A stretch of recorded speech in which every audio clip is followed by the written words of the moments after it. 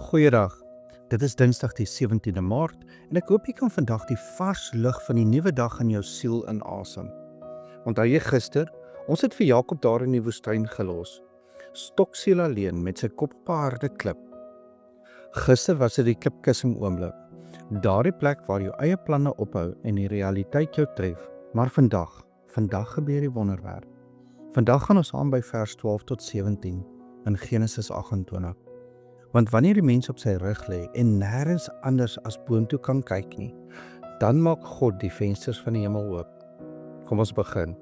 Jakob droom, en in sy droom sien hy nie net spooke van sy verlede nie. Hy sien 'n leer, 'n massiewe trap van lig wat hier in die stof van die aarde begin tot reg voor die troon van God reik. En kyk, die engele van God klim op en af. Maar luister, hier is die geheim. Jakob het nie die leer gebou nie. Hy het nie met sy goeie dade of sy slim planne die leer trappe een vir een probeer uitklim nie. Die leer is van bo af neergelaat. Dis God wat die gaping oorbrug. Dit is die Almagtige wat vir Hagskeen-gryper sê, ek is hier en ek het 'n pad na jou toe gemaak. Jy wonder dalk of jou foute jou te ver van God af gedryf het.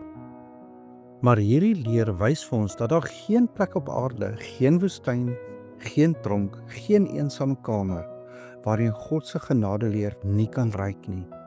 En dan sien Jakob die belangrikste deel. Bo aan die leer staan die Here self. Nou in Hebreëus is die woord vir Here hier Yahweh, die God wat getrou bly, die verbondsgod. Hy sê nie vir Jakob, lê jy nou daar en vrot omdat jy nou jou pa bedrieg het nie. Nee, hy gee vir hom 'n belofte. Kom ons maak dit vandag eenvoudig. God gee vir Jakob 'n toekoms, wanneer hy gedink het hy het net 'n verlede.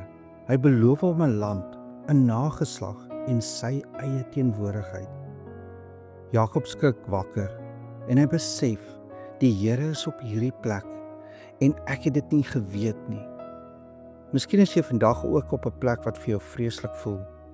Maar as die Here daar is, word daardie vreeslike plek die poort van die hemel. Vandag moet ons onthou dat Jesus daardie leer is. Hy het aarde toe gekom sodat ons nooit weer hoef te wonder of God ons hoor nie. Moenie vandag probeer om jou eie leer na God toe te bou met jou eie pogings nie. Rus net in die feit dat hy reeds die pad na jou toe geopen het. Kom ons bid saam. Here onse God, laat U naam vandag in ons woestyne geheilig word. Dankie dat U die leer van genade, Jesus Christus, na ons toe neergelaat het. Vergewe ons waar ons probeer het om self op te klim. Here, help ons om vandag stil te word en te besef dat U op hierdie plek is, selfs al het ons dit nie geweet nie. Ons bid dit in die naam van Jesus Christus, deur die kragtige werking van die Heilige Gees. Amen.